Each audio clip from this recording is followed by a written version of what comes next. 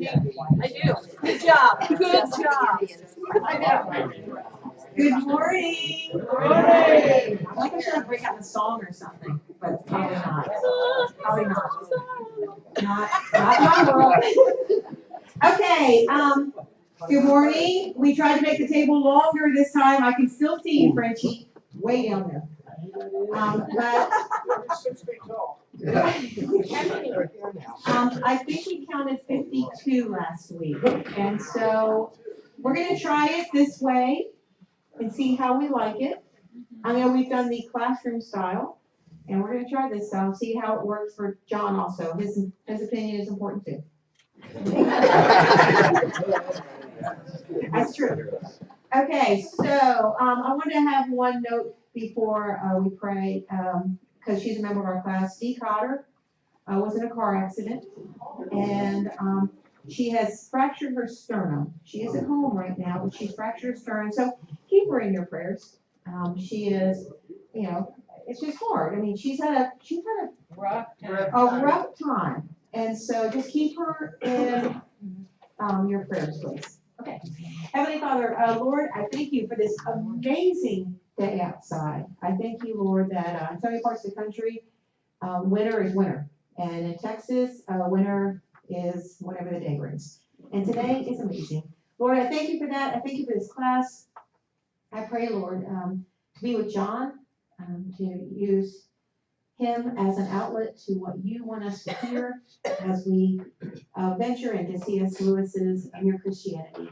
Lord, I just pray that we can take a step back and just, I can't climb over the tables. Well, good morning. Good morning.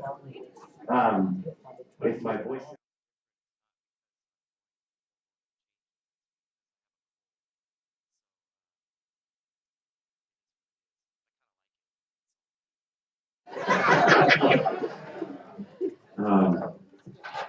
So we begin our study of Mere Christianity today by looking at the preface and chapters 1 and 2 of book 1. So let's just dive right into it. The preface, he writes to kind of help us to understand the purpose in writing the book and some of his ideas that guided his writing of the book.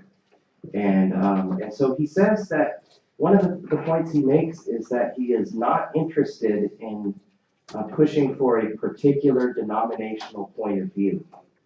And he says that he is hoping to explain and defend the belief that has been common to nearly all Christians at all times.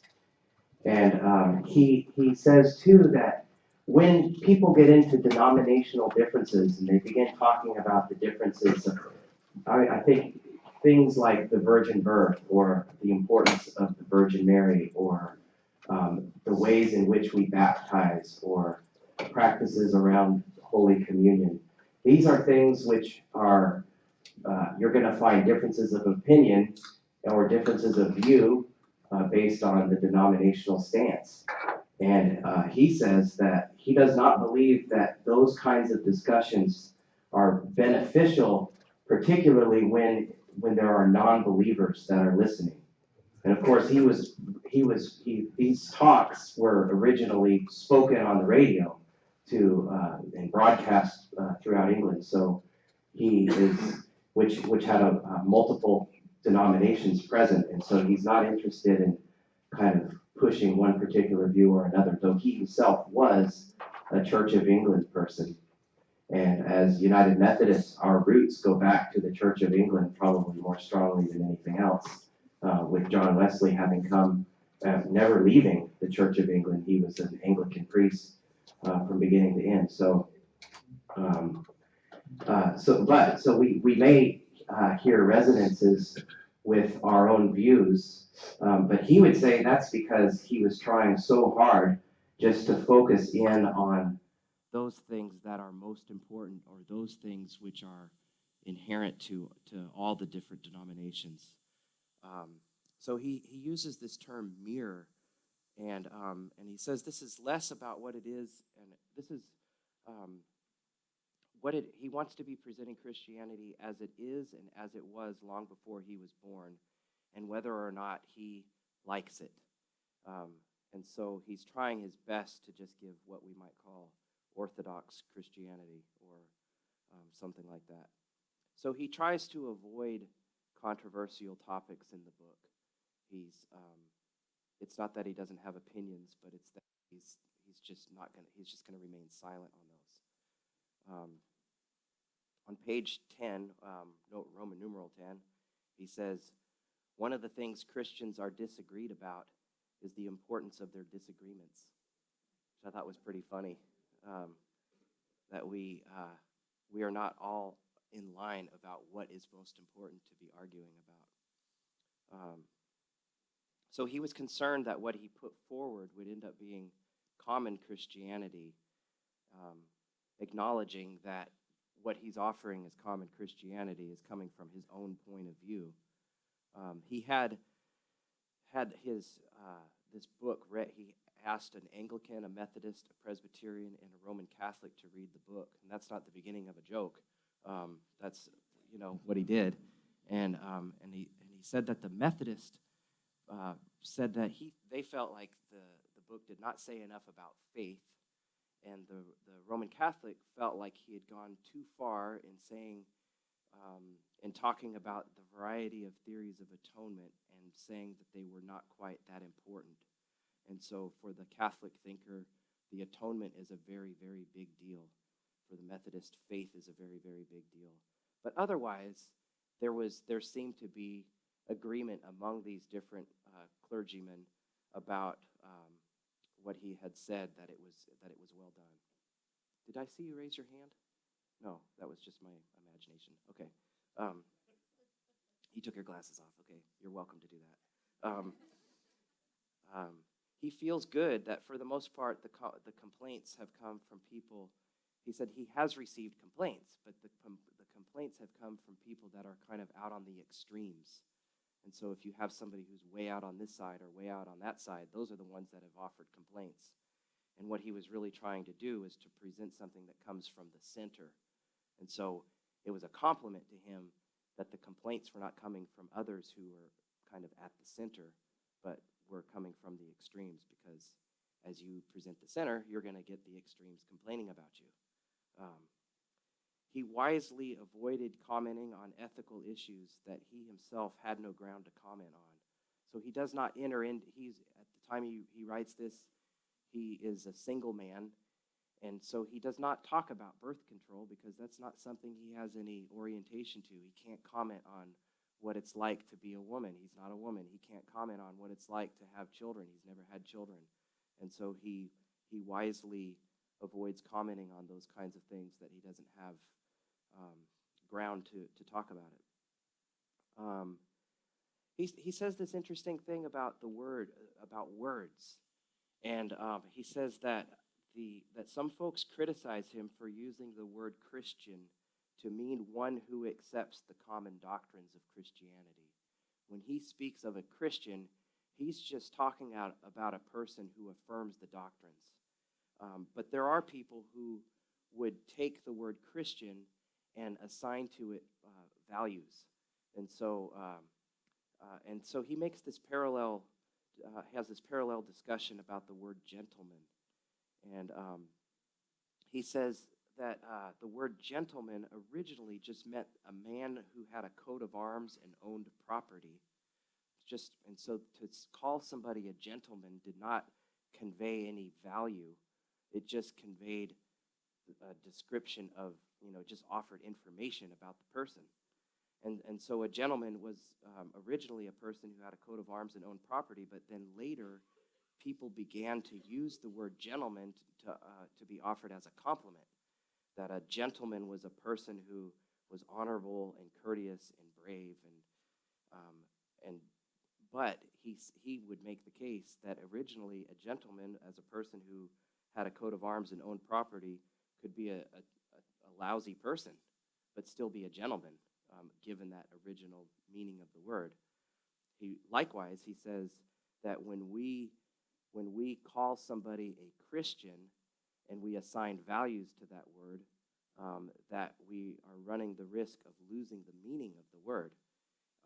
And he says on page 14 Roman numeral 14. When a word ceases to be a term of description and becomes merely a term of praise, it no longer tells you facts about the object. It only tells you about the speaker's attitude to that object. And so he says on page 15, when a man who accepts the Christian doctrine lives unworthily of it, it is much clearer to say he is a bad Christian than to say he is not a Christian. And so I had shared during the Hebrews class a little story. I just shared it for I don't think I had any reason to share it other than I just felt like sharing it. But now I have a reason to share it, so I'll share it again. When I did my cottage meetings, there was this one cottage meeting where they asked me to pray before the meeting.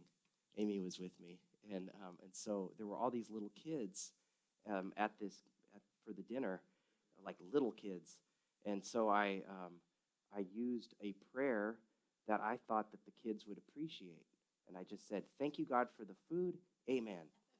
And this little boy, who I love it when he comes up at the 9 o'clock service because I'm always curious what he's going to say. But he looks at me and he goes, "Are you sure you're still a pastor?" And I think C.S. Lewis might say, "You're still a pastor. You may not be a very good one, but you're a pastor." So it's that kind of thinking. And so he uses the term Christian in a very, very basic way. It's not an adjective, it's a noun, we could say. So that's basically the preface. Now there was this topic of denominational differences, and I'm just curious. I named a few of the denominational things that people will often fight about. Can you think of any others that denominations tend to disagree about? Cindy? Sprinkling versus immersion. Sure. Wilma? Dancing. Yes, dancing. Methodists like to dance and others are not Methodists. Linda? When do you baptize? Do you baptize them when they're babies? Do you baptize them when they've made a profession of faith? Yeah, definitely a point of topic of discussion. Jenna? Music. Okay, say more about music. So like maybe Church of Christ, no accompaniment, all a cappella. Other denominations, we like to have music. Yeah, for sure. Yeah. Wine or grape juice, right. Yes. So Methodists took very seriously the problem of alcoholism in the, what was that, the 19th century, 1800s? And so Mr. Welch, who was a good Methodist, developed grape, unfermented wine or grape juice. And so, so we use that. Oh, just like how you should dress. Sure. Yeah, there's some denominations where women are expected to wear ankle-length dresses and head coverings, and yeah, very good. Yeah, strictly following a liturgy or not. Right, sure. There are some more.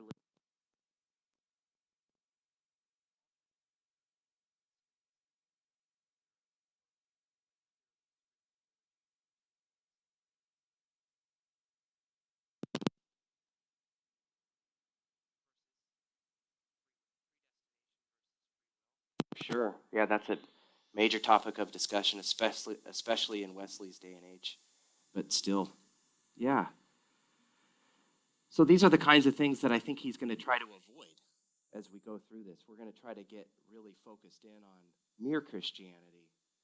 And it brings to mind for me, and I don't know whether it was, I've read that it wasn't John Wesley who said this, and then I've read it that it was John Wesley who said this. But he says, what was it? It was in non-essentials, charity, in essentials, unity, but in all things, love, something like that. Close enough. Thank you. Yeah. Am I sure I'm a pastor? I'm sure. I'm not sure I'm very good, but I'm sure. Yeah. All right. So, why do you think that many Christians focus their energies on what divides believers rather than on what unites them? Wilma?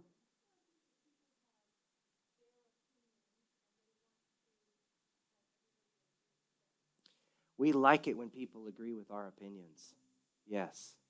What is that about, though? Like, what is so important about having somebody agree with our opinion? I'm curious. I don't have an answer. I'm just, have you ever wondered that? Like, why is that such a big deal? Why does it matter? Feeling accepted? Okay. Being part of a team? Okay. Safety in numbers? Okay. Jenna? Lack of focus. Okay, so if you're getting distracted in all of these arguments, you're just not really focused on what's essential, maybe? Yeah. Terry?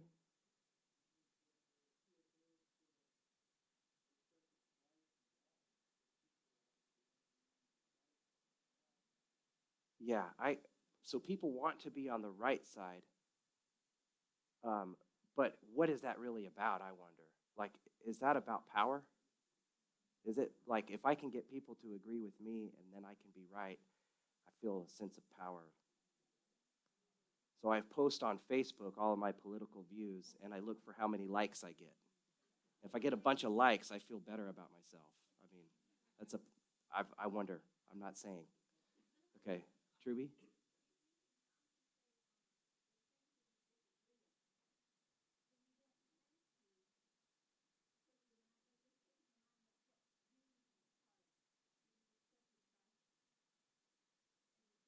Okay. Uh-huh.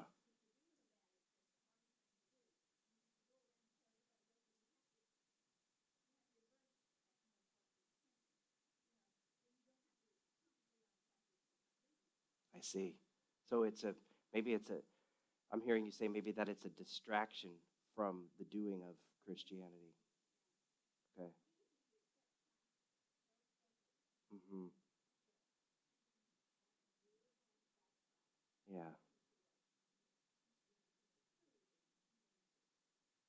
Yeah.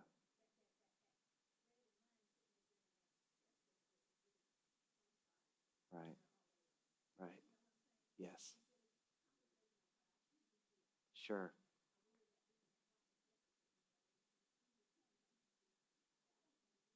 Yeah. Yeah. It's much easier to buy a surfboard and strap it to your car and be a poser than it is to actually go out and ride waves. Yeah. I had to get it in. We can't have class if I don't talk about surfing somewhere. So, still haven't seen the video, but we found it.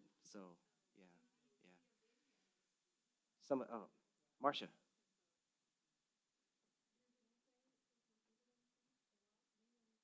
Ah, okay.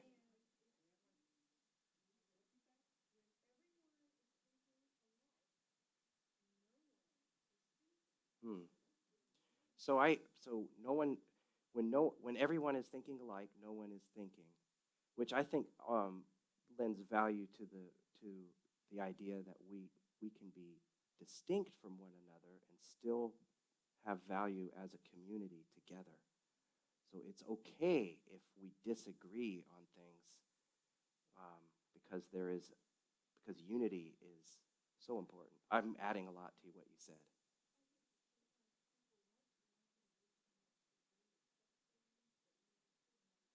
Okay.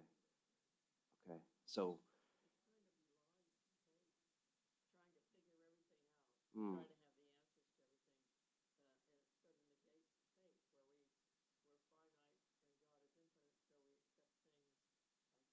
mm-hmm. Right.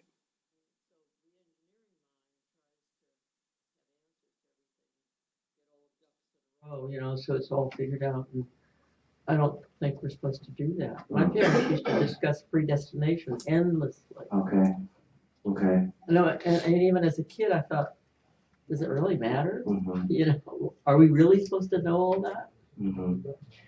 So maybe there is a tendency on the part of some to overthink, and there's a tendency on the part of others to underthink.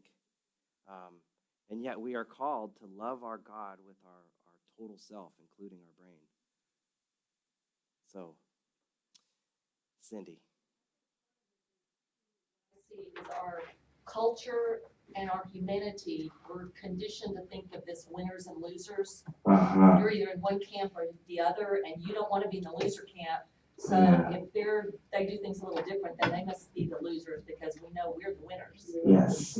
Texas versus the Cowboys. Yeah, you're Dallas or Houston, there ain't no between. Yeah. Oh, I did have a tree there. Okay, her. I just think it's odd that if you look at Christian and you try to define it, in the Bible, the Christian was defined as a kind of a segment of the Jews who believed in the Messiah, kind of a slang term. Did we adopt that term to mean what Christ wanted us to be as disciples? Because we hardly ever hear the word disciple. So that's the only definition he gives us this term in the Bible. Mm-hmm. Mm-hmm. Okay. Well, let's move into chapter 1. Book 1, chapter 1. The law of human nature. He says, when you listen to the things people say when they argue, it belies a truth that there is at work a law of right and wrong. There is a standard of behavior that people expect other people to know. On page 4, he says, quarreling means trying to show that the other, and I'm just going to pause right here real quick. He uses the word man to mean both men and women. So we'll just get over that, and I'll just say man. But we know he's talking about all people. Okay. Quarreling means trying to show that the other man is wrong, and there would be no sense in trying to do that unless you and he had some sort of argument as to what right and wrong are. This at one time was called the law of nature. We have other laws that are referred to as laws of nature, like gravity, heredity, and chemistry, but those are not laws that one can disobey. Only the law of human nature can be disobeyed. So if you pick up a rock and according to the laws of gravity and you let go, it's going to fall. That rock cannot disobey the law of gravity. And yet what C.S. Lewis is saying is that there is also a law of nature at work, a law of right and wrong, and it is the only law that we can disobey. So here's the thing about this section here.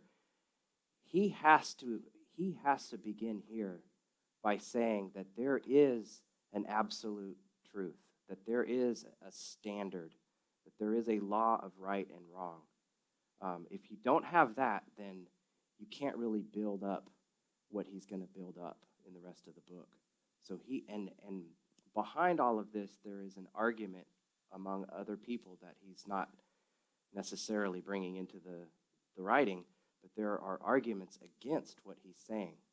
And so what he's doing is he's trying to establish that there is this law of right and wrong that exists outside of anything else. Anyway, so we'll get into that now. So he says this at one time was called the law of nature, and we talked about the rock and obeying it. This was called the law of nature because it presumed that everyone knew it and did not need it to be taught. You of course always have your oddball folk within that you can point to and say, well, they never knew it. But for the most part, decent behavior at one time was considered to be very obvious. It's probably not until the 20th century that it gets a lot of that the whole idea of relative moralism gets some traction. Lewis had colleagues at Oxford who called themselves moral relativists, believing that standards of right and wrong were made up by society and were not intrinsic to our existence. On page 5, he says, I know that some people say the idea of law of nature or decent behavior known to all men is unsound, because different civilizations in different ages have had quite different moralities. But this is not true. There have been differences between their moralities, but these have never amounted to anything like a total difference.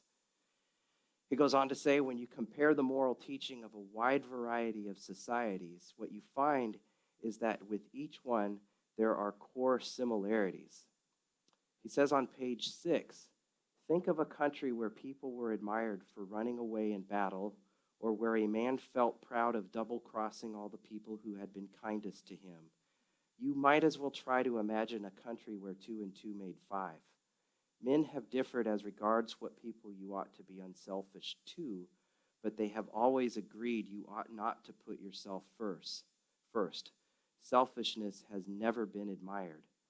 And so I think he's identifying selfishness as being one core thing that we see throughout different cultures and different histories, different moral codes. There is always, in each of them, a stipulation that we should not be selfish. Lynn.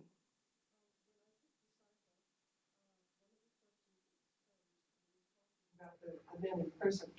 And whatever my comment was, when I got back from a wise gentleman in the group, that word, a wise man in that group, said, well, what if they haven't been taught that that's wrong?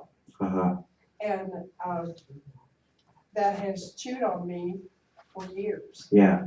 Because I look at people, what goes on here and there, and think, well, the inherent law of nature, that there's something wrong with what these people are doing. It's not just me and what my beliefs are.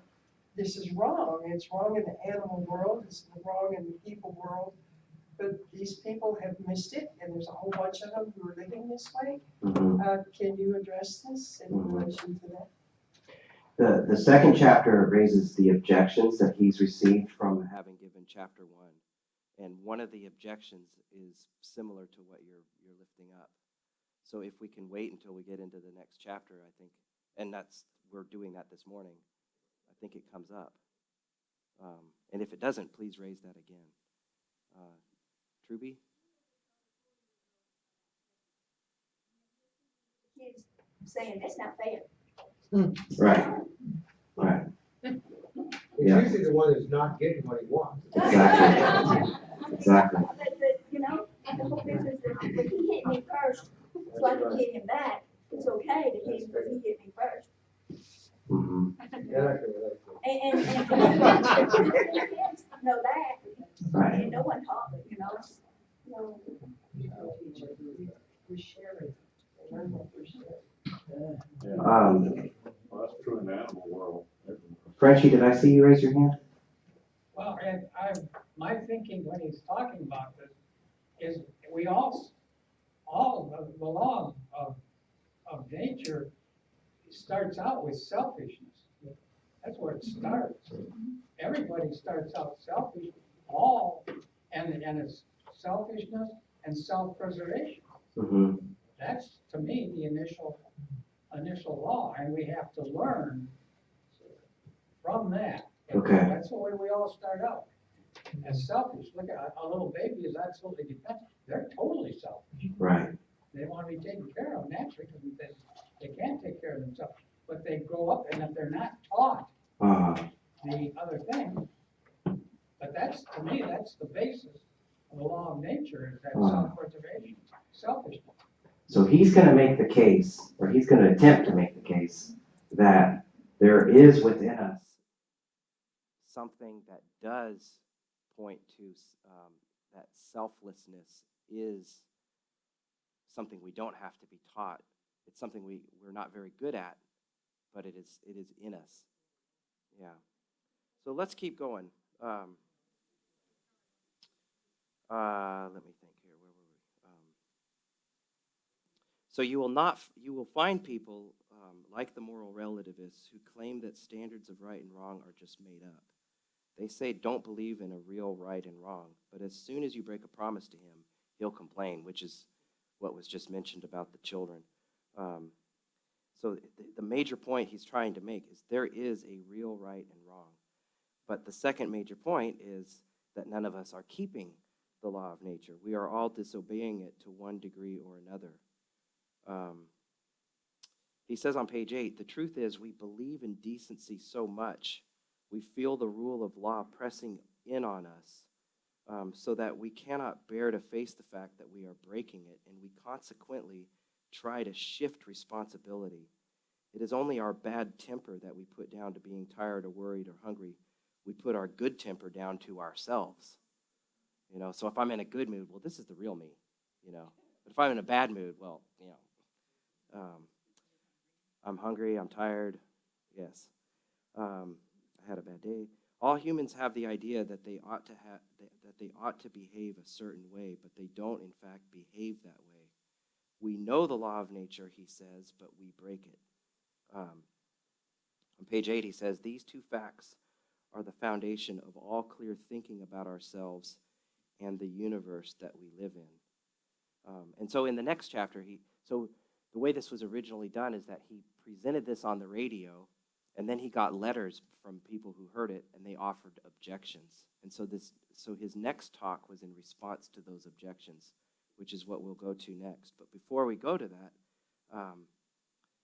I just have some questions for us to consider together. There are some people who believe that morality is just about me doing what I think is right. You've probably met folks like that. What would they say to someone who claimed there is a real standard of right and wrong? What are they going to say?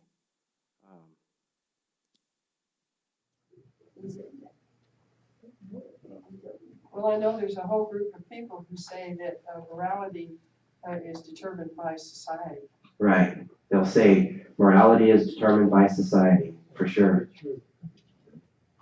What else will they say? I'm still right. Well, I'm still... Yeah, that's good. Yeah. I think they say it's an individual. What's right for me may not be right for you. Right. There's this, I see it I saw it on a college campus more prevalently than, my view of right is different than your view of right, and both of us are no better or worse than the other. Yes. It's this socialization of... Yes. And so what's the advantage of approaching morality from that point of view? You're never wrong. If you're making up the rules, you're never wrong. You can change them at will. Yeah, and I have, like a perfect example, I've got some family that lives in the Pacific Northwest, and us Southerners, yes ma'am, no ma'am is big down here, and not so much up there. So they don't think that, when I grew up, that when your parents called you and your dad called your name, you didn't go, what? Mm-hmm. You said, sir, and yes ma'am and no ma'am, but they don't think that that's a sign of disrespect. So Correct. Maybe that's more of geography, would you think? Sure. I mean, I don't know. I can definitely relate to what you're saying, because I grew up in Southern California, and one time I said to my mom, yes ma'am, and she corrected me. Don't you do that. Do that, yeah. So But because to her, it was degrading. Really? But what's interesting is now that she's lived in Texas for 20 years, Yeah, you better say it. if our grandkids say yes ma'am, she's like, I love that. Yeah, it's just banners. I don't know. Say yes, ma'am, and no, sir, yes, sir, to my parents. You didn't ever And say if that? I don't, I still get corrected. Yeah. Interesting. So I think he touches on that in the second chapter too, slightly. So do these people that say that morality is just about me doing what I think is right, do you find that they live according to their stated beliefs? If they state them, do you find that they're consistently keeping them? No, they're all saying no. So isn't that interesting? I mean, it's kind of proving his point, which is that if there is this kind of intrinsic morality that exists beyond myself, then that's point one. Point two is I can't keep it. They're getting these stated beliefs from someplace, and yet they can't even keep it.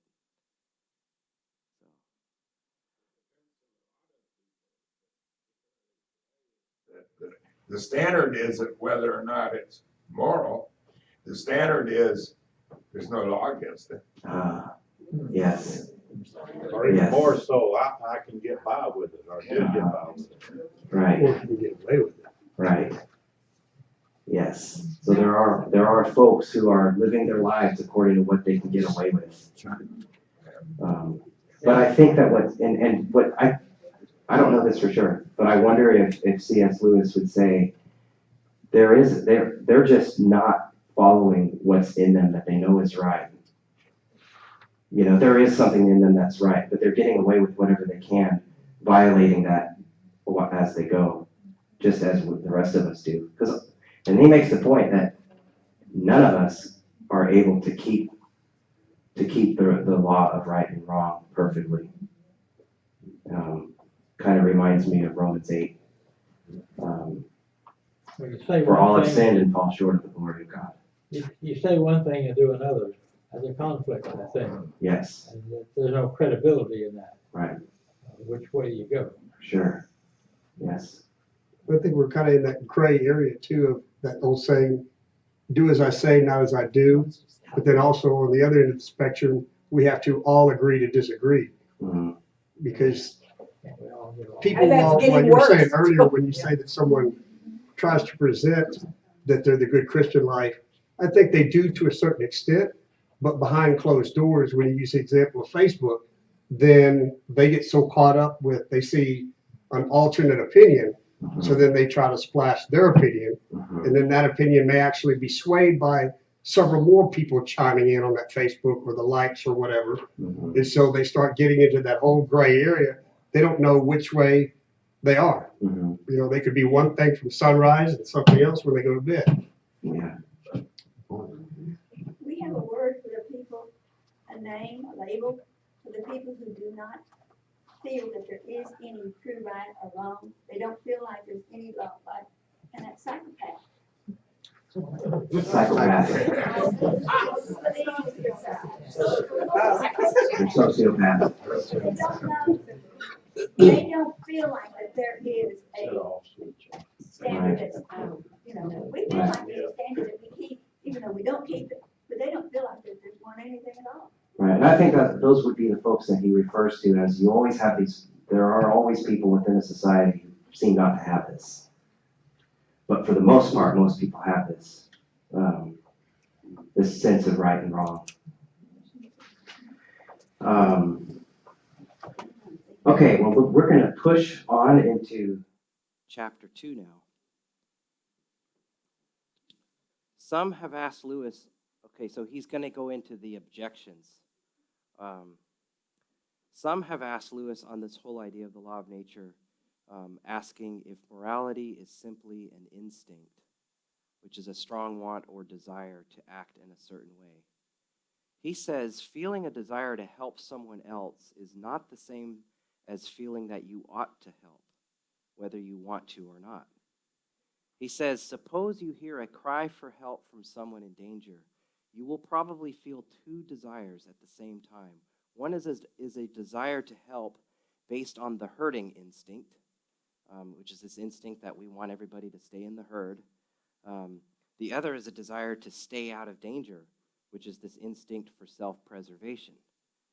But in addition to these two desires of herding instinct and self-preservation, there will also be a third thing which tells you you ought to follow the impulse to help and suppress the impulse to run away. This third thing is judging between the two instincts, and it guides you.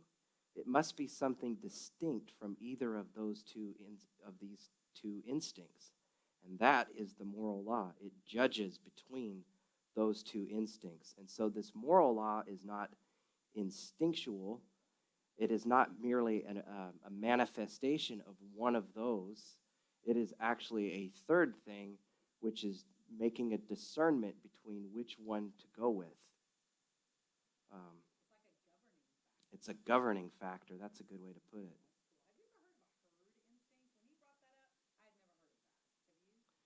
Well, I've always had sheepdogs, and so I've known about the herding instinct from them. And I've also observed in my mother how much she loves it when the whole family is in the same room. And so I think there is that. I don't know. Yeah, so yes, I've heard of it, I guess. He says on page 10 that if two instincts are in conflict, then, and there is nothing present beside these two instincts, logically, the stronger of the two instincts would win. So if you have the hurting instinct and the self-preservation instinct, and there's no such thing as this third thing, then it's going to be that the stronger the instinct wins. But when we are most conscious of moral law, it usually tells us to listen to the weaker of the instincts.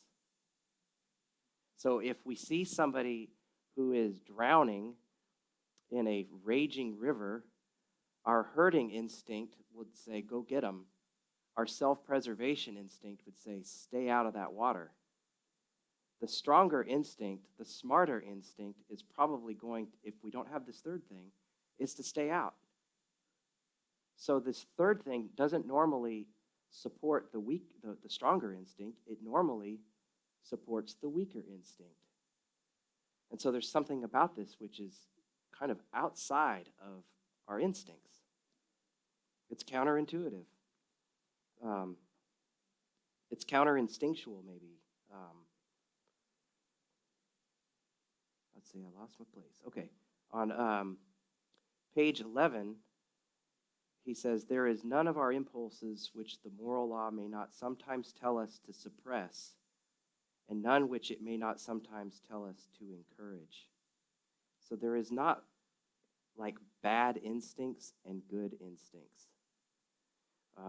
We don't have those.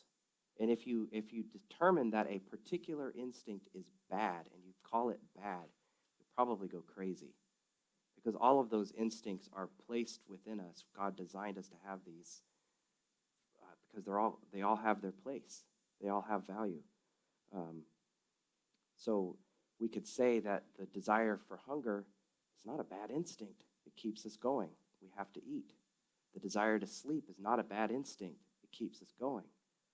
But the desire to sleep during a sermon ought to be suppressed. Unless Parker is preaching.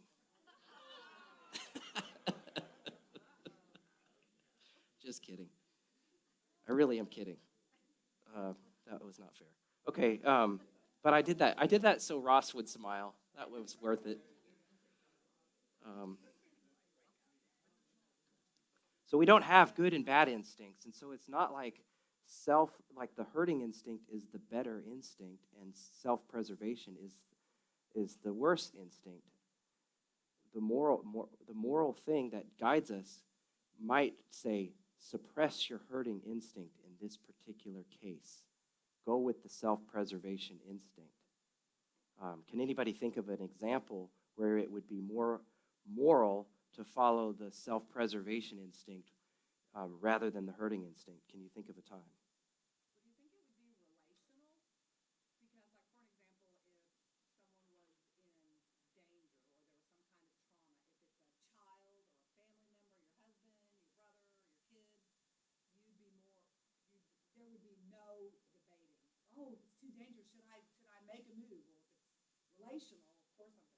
Mm-hmm.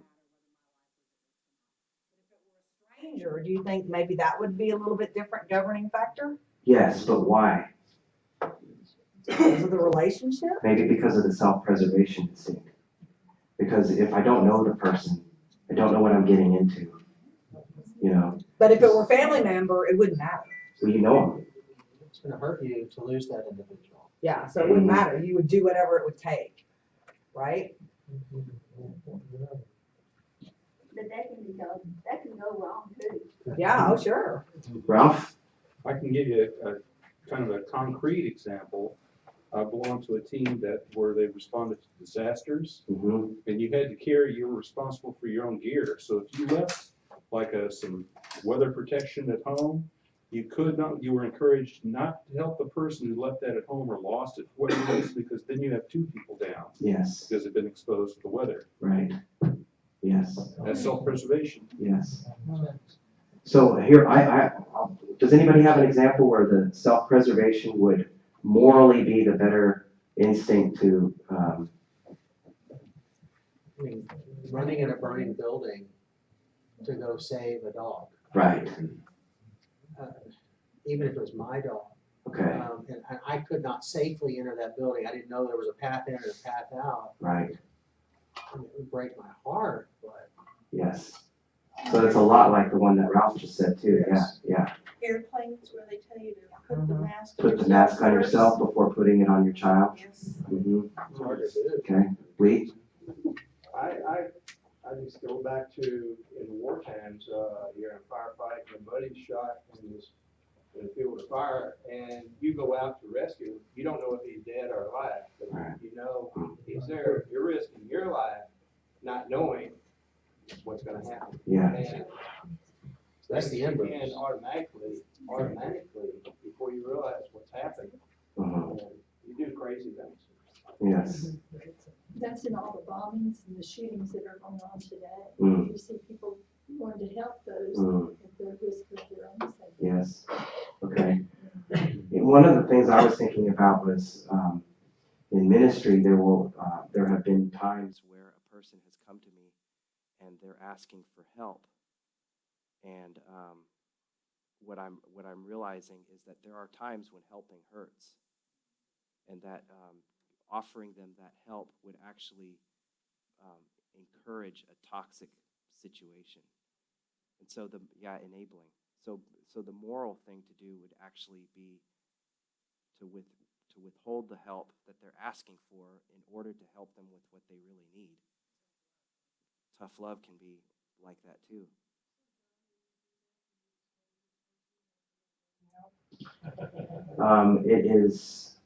It has not been my experience that it goes over well no matter what. Yes. So I never feel good.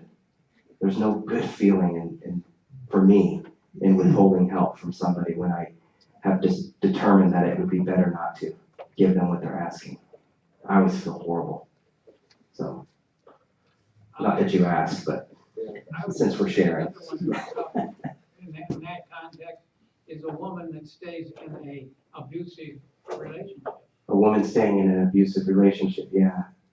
Yeah. Can you say a little bit more? No. Or a man staying in. No, a man. Mhm. Okay. Herb? What I've run into several times recently is if a rabbit is in front of your car, what do you do?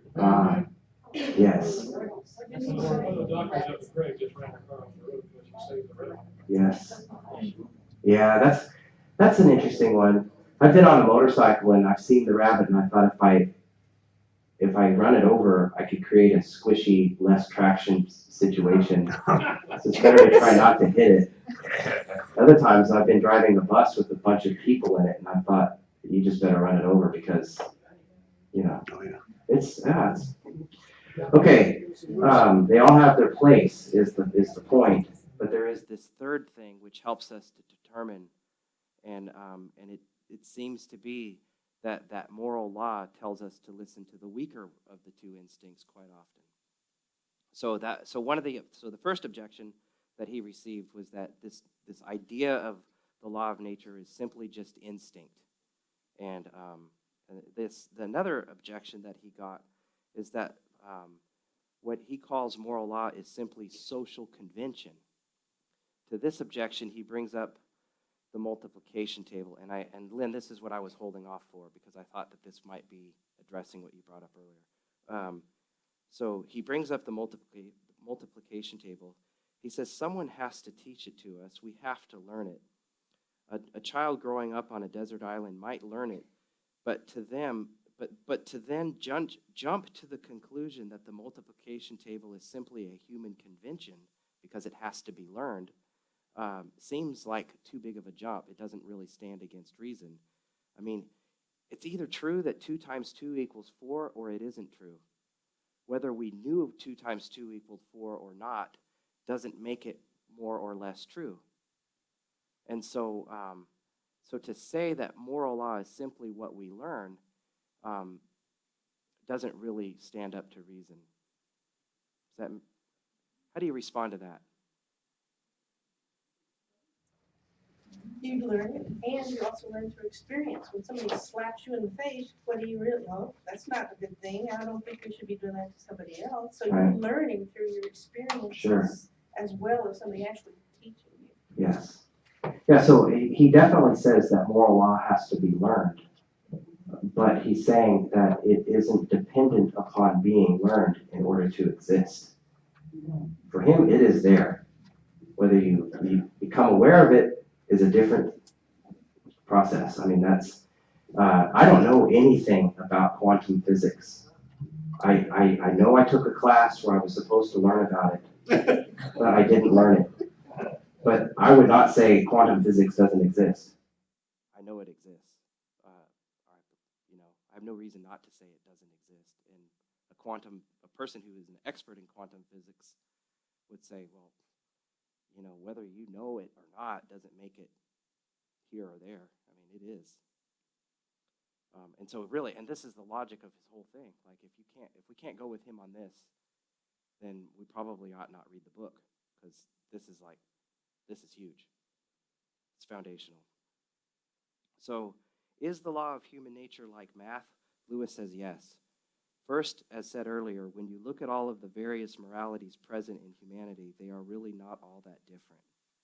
Second, the moment you say that one set of moral ideas can be better than another, you are in fact measuring them both by a standard, saying that one of them conforms to that standard more nearly than the other. But the standard that measures two things is something different from either. You are in fact comparing them both with some capital R real morality. And so we can compare different moralities from different cultures and different times and different places, and we might be able to develop a judgment on which one seems to be better. But in doing that, we are basically comparing it to some kind of standard which exists somewhat like math. It's there in determining which one is better or worse.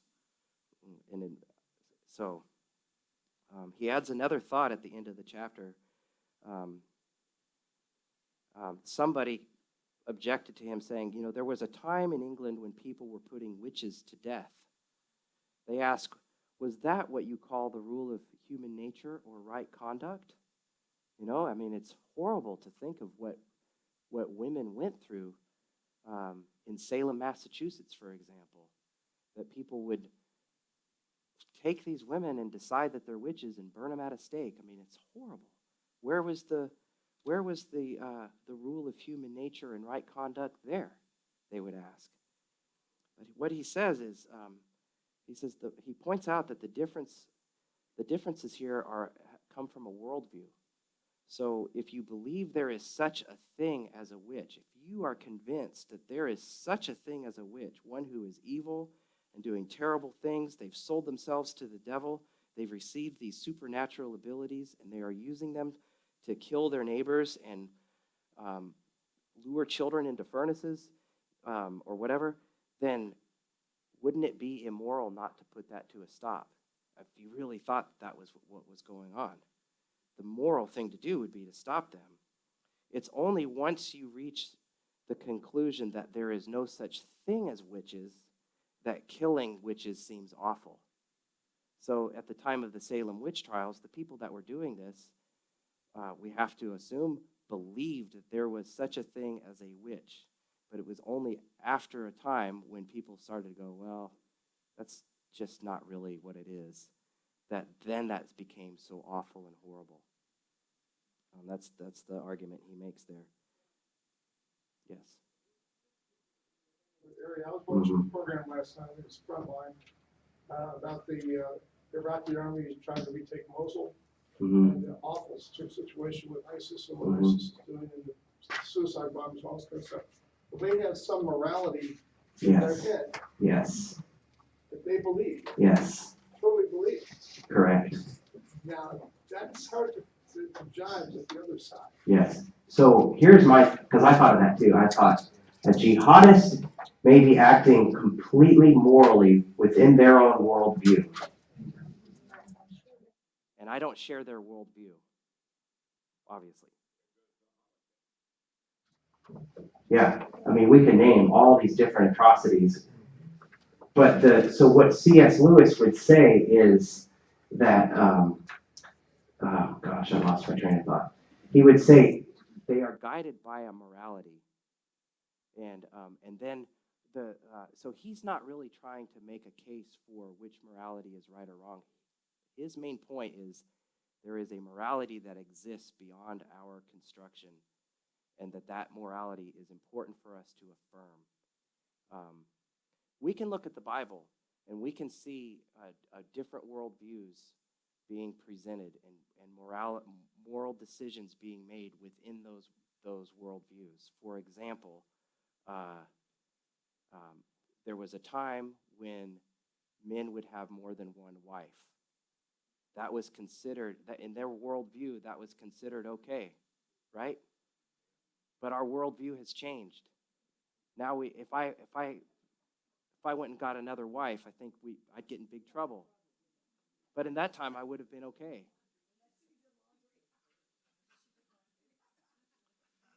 But the morality that he would say is, he would refer to is, I think what I heard him say in there was, if I have more than one wife, okay, that's one thing, but I can't just go and grab whatever woman I want to and have, there is a morality that would even still be present within that context. And that morality connects back to this idea that there is an extrinsic morality. So we're not getting, I'm sorry. Some time in Utah and being surrounded by wonderful Mormon neighbors, they explain that rule by that when the wagon trains were run out of Missouri and they started west, well, the men died more frequently than the women died, and the women and children were just left on their own. So the rule was that, well, you take them into your family then. But then they had the morality of, this woman can't live in your house now without being married. And so they would actually marry the widows to take care of them and to support the children. So, they thought that was a rather moral thing to do. Right. And if you were debating with them, I couldn't say that, well, having that marriage ceremony in order to protect the reputation of the woman who is now living in your home, maybe even sharing the same bedroom, it wasn't a matter of sex. Right. It was a matter of the village, the community taking care of each other and having a moral level that they had to reach that included marrying the person, almost like adopting the children. Right. So I don't think we would want to be heard saying we are justifying all worldviews. Right. We're acknowledging that there is a morality that exists outside of worldviews and gets applied in different worldviews in different ways. Well, and that changed for them as the evolution of the community and the widows got self-reliant and had their own homes and all these other things. It wasn't a justification anymore. Right. Well, he says that on page 14. Okay. When he's talking about decent behavior, just whatever each nation happens to approve, there would be no sense in saying that any one nation had ever been more correct in its approval than any other. And so that's exactly what he's talking about. That, Yvonne? And was it, I couldn't remember like the word was, it's like kind of on the same line, like the woman was married and they had kids, and her husband died. And the brother. Yeah. That man was expected, I don't know where this is about, Yes. to marry and take care of her. Yeah, they call that the Levirate marriage practice, and it was that was part of their culture. That was part of their worldview. There have been some who have said that it may even have been present in the life of the woman at the well. I've read that. So it's not just Old Testament. It may have even been existent in Jesus' day too. That practice. Yeah. Because already married, Yeah. that part I never knew. I mean, because already married, and maybe take her as another wife. Yeah. I mean, do you know? I'm sorry, what? Well, suppose he was already married, that brother. Uh-huh. Did he just go ahead and take the other brother's wife also as a wife? I believe that is the case. So, Randy, did you have something? My thing was, I just kind of looked at, having reread this again after reading it some years ago, and looking at over the last, since we've had the new Pope, because the morality of, let's say, gay marriages, or the morality of Big Bang Theory versus God created the universe, that the Pope is kind of, I guess the best way that I've kind of surmised it is being of a little bit higher, let's say morality, but looking at, I truly don't think the Pope thinks that homosexuality is moral. But he's also tried to preach that the Christian thing is, whether they're sinners or not, is to love them. And they should have the right to be happy as well, not him justly coming out saying it's okay to have gay marriage. And on the same thing too, I think it was a year and a half ago, about working with the science of it, possibly agreeing that some of the Big Bang in conjunction with God creating the universe is an acceptable cause. I guess my whole thing is looking at what Carol relating to even the Pope is that there's semantics about everything involved, but if you just focus on the one thing, that being God and God's message, that all the details really are kind of irrelevant if it just involves just the love and appreciation of God as the creator and Christ as your savior. I mean, I don't know if I'm right or wrong, but it's what I just kind of got, because looking at all the stuff the Pope, a lot of folks get that eye-opening things like, whoa, so now is he for gay rights and for the marriages? Whoa, now he's saying the Big Bang Theory is correct. But if you look at it, I don't think he's truly saying that. I think he's trying to look at appeasing both sides, but at the same time looking at, that's not what we're looking at. The main thing is God. Yeah. But don't you think that he's just being more inclusive? And it's, even if you're the Pope, your job isn't to judge, because that's left to God. But then you have people that are extremists going, well, now I'm not going to be Catholic anymore because the Pope is doing this, that, the other. But Or that then doesn't other matter folks to that him, are on the I other would side are expect, going, because yay, the Pope's on our side now. he's focused like this. Yeah, that's where his job has always been. Right. It's right there. Well, do we have the right to condemn people? When Jesus says, love one another as I have loved you. Exactly. That part right there answers my question. Sure. So we should, yeah, I agree. That we should not condemn people who are different than us. Condemning is very different than making a moral judgment about things. Yeah. Love the sinner, hate the sin. So he's basically saying that right and wrong is not something we invent or arbitrate. It is already there. And so we have these different social conventions, but this moral thing is something that exists outside of those social conventions, and that's his whole point. He wants us to see that there is a moral law that exists, and I think it opens a door for a whole huge thing that I think he's not opening this door in order for us to go into. He's using it to support his idea that there is this moral law that exists beyond our invention. So we'll see.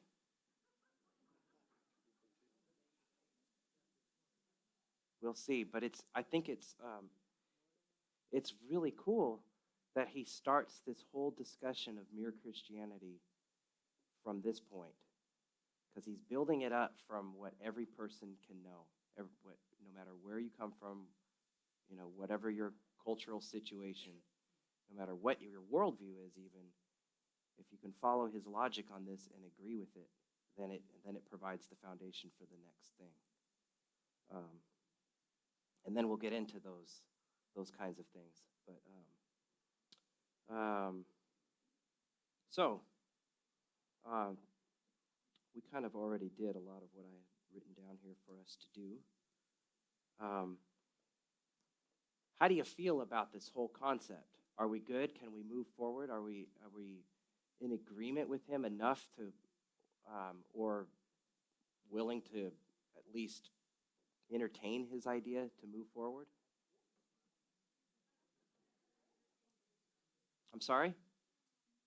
You have a question? Okay.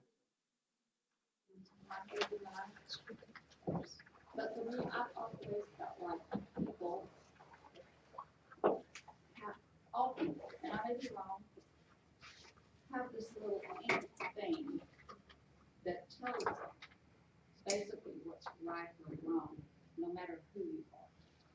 Am I way off there? No, I don't think you're way off there. I mean, I don't care where you come from. I think C.S. Lewis would say, Yvonne, if you feel that in you, then you are feeling what I'm talking about. So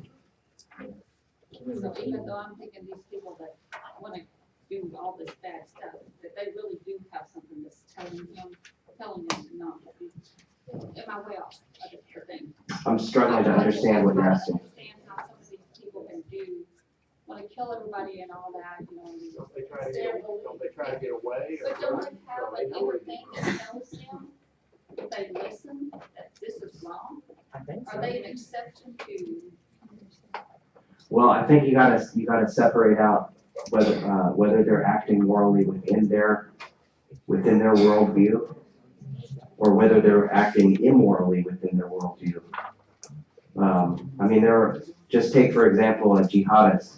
There are many, many millions of Muslims in the world that would say a jihadist has it wrong. They've misunderstood our teachings. This is not our teachings. They would say that,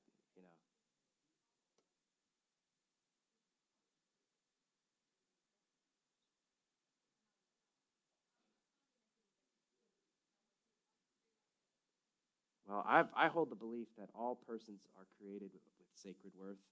All are created in the image of God. God is interested in bringing every human person into redemption.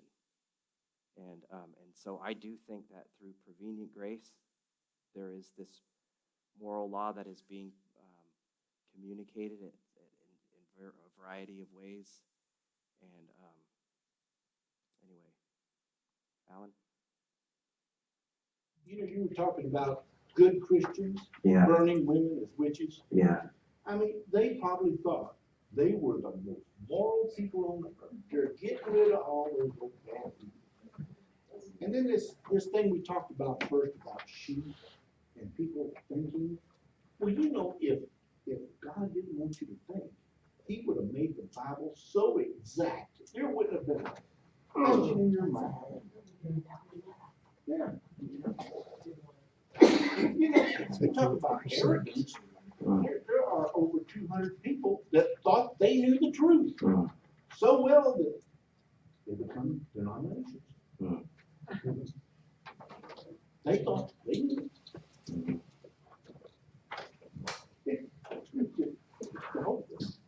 It's crazy they are.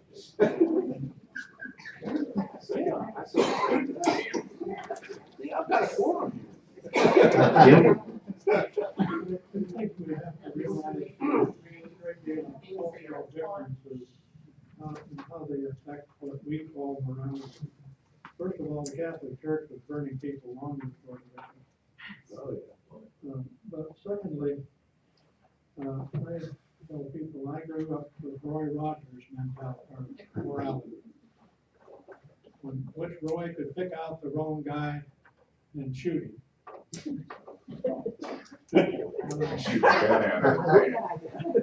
Where's this story going? It came home absolutely ill because it seemed the hero was designated by the number of times and the emphasis he could put on a four-letter word.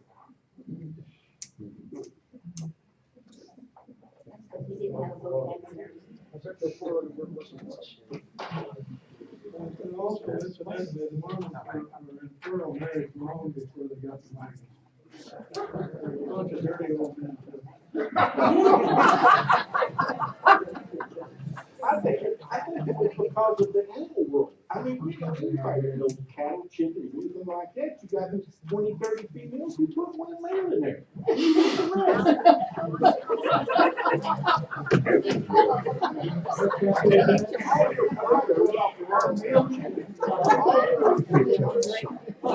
So, I'm going to summarize his 2 points. Then I'm going to pray, and I'm going to say goodbye. The